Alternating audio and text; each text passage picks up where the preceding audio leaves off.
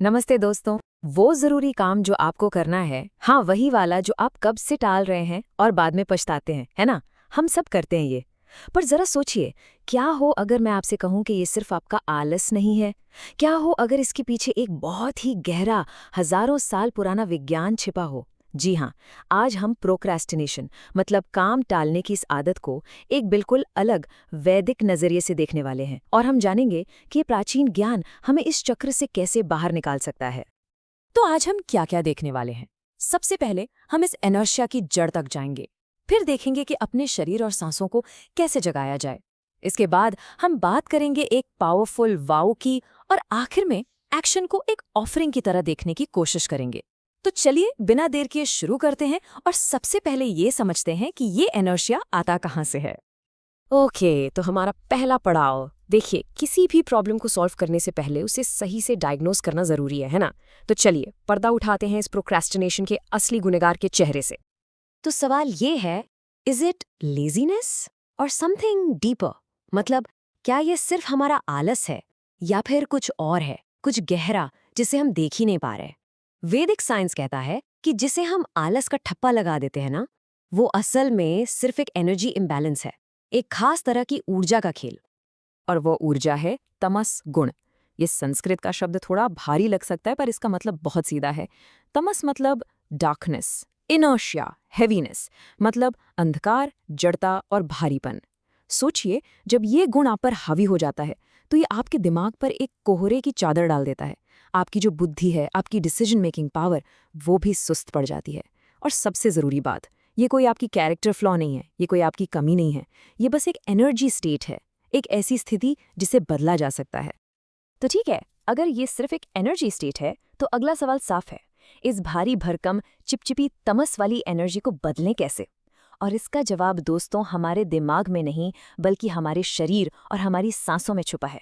चलिए देखते हैं कैसे। और ये शायद इस पूरे एक्सप्लेनर की सबसे ज़रूरी बात है। इसको ध्यान से सुनिएगा। You can not think your way out of tamas, you must move your way out. मतलब आप सोच सोच कर तमस से बाहर निकल नहीं सकते, सवाल ही नहीं उठता। क्यों? क्योंकि तमस तो आपकी सोचने की शक्ति को ही जाम कर देता है। आपको हिलना पड़ेगा, फिजिकली मूव करना पड़ेगा, एक्शन लेना पड़ेगा।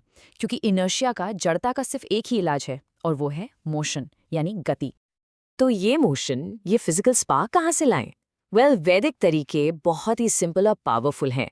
पहला, उषापान। सुनने में फैंसी लगता है, पर इसका मतलब सिर्फ इतना है कि सुबह उठते ही सबसे पहले पानी पियो। That's it. ये आपके सिस्टम को किक स्टार्ट करता है। और दूसरा, सूर्य नमस्कार। इसे आप अपने बॉडी और माइंड के लिए एक वैदिक रीसेट बटन समझ सकते हैं। जब सब कुछ ठहरा हुआ, स्टैग्नेंट सा लगे, तो बस ये कर लो, इंस्टेंटली एनर्जी फ्लो होने लगेगी। असल में बात सारी एनर्जी की ही है। देखिए, प्रोक्रेस्टिनेशन अक्सर वाइटल एनर्जी यानी प्राण की कमी का नतीजा होता है। प्राण मतलब आपकी लाइफ फोर्स एनर्जी। जब आपकी बैटरी लो हो, मतलब प्राण शक्ति कम हो या कहीं फंसी हुई हो, तो ईमेल लिखने जैसा छोटा सा काम भी पहाड़ चढ़ने जैसा लगता है ना। और इस बैटरी को चार्ज करने का सबसे तेज तरीका हमारी सांसें हैं। हाँ, हम अपनी सांसों से अपने प्राण शक्ति को लिटरली मैनेज कर सकते हैं। अब यहाँ दो अलग अलग सिनेरियोज हैं, ध्यान से देखिए। अगर आप मेंटल लिथार्जी मतलब दिमागी सुस्ती की वजह से काम टाल रहे हैं, तो आपको चाहिए फायर ब्रेथ्स, जैसे कपालभाति और भस्त्रिका। ये आपके दिमाग के कोहरे को जलाकर आपको इमीडिएट एक्शन एनर्जी देती हैं। लेकिन अगर आप एंग्जाइटी या ओवरवेल्म की वजह से मतलब घबराहट में काम टाल रहे हैं, तो आपको चाहिए नाड़ी शोधना, यानी ऑल्टरनेट नॉस्ट्रल ब्रीदिंग। ये आपके ब्रेन को बैलेंस करके क्लैरिटी और शांति देती है। तो प्रॉब्लम के हिसाब से सोल्यूशन चुनना है। बहुत बढ़िया। तो अब तक हमने बॉडी को जगाया, ब्रेथ से एनर्जी को डायरेक्ट किया, लेकिन इस सारी एनर्जी का करना क्या है? इसे एक दिशा तो देनी पड़ेगी ना, है ना? और वो काम करता है हमारा मन। तो चलिए अब सीखते हैं द पावर ऑफ द वाव, यानी अपने मन को सक्सेस के लिए प्रोग्राम कैसे करें। ये होता है संकल्प से। और दोस्तों, संकल्पा का मतलब कोई न्यू ईयर्स रेजोल्यूशन नहीं है जो 2 हफ्ते में भूल जाएं। नहीं, ये एक सॉलिम वाव है, एक गहरा पवित्र प्रण जो आप मन की एकदम शांत अवस्था में लेते हैं। इसका मकसद क्या है? अपने इरादे को, अपने इंटेंशन को, अपने सबकॉन्शियस माइंड, जिसे वेद चित्त कहते हैं, उसकी गहराइयों में एक बीज की तरह बो देना। तो ये संकल्पा करते कैसे हैं? बहुत सिंपल है, बस 3 स्टेप्स हैं। स्टेप 1, ब्रह्म मुहूर्त में, यानी सनराइज से करीबन 1.5 घंटा पहले एक शांत कोना पकड़ लीजिए। कहते हैं इस वक्त यूनिवर्स की वाइब सबसे क्लियर होती हैं और हमारा मन सबसे ज्यादा रिसेप्टिव होता है। स्टेप 2, आराम से बैठिए, मन को शांत कीजिए। एंड स्टेप 3, अपनी इंटेंशन को, अपने संकल्प को एकदम क्लियर शब्दों में और प्रेजेंट टेंस में बोलिए, ऐसे जैसे वो चीज़ ऑलरेडी हो रही है। फॉर एग्जाम्पल, ये नहीं कि मैं करूँगा, बल्कि मैं कर रहा हूँ।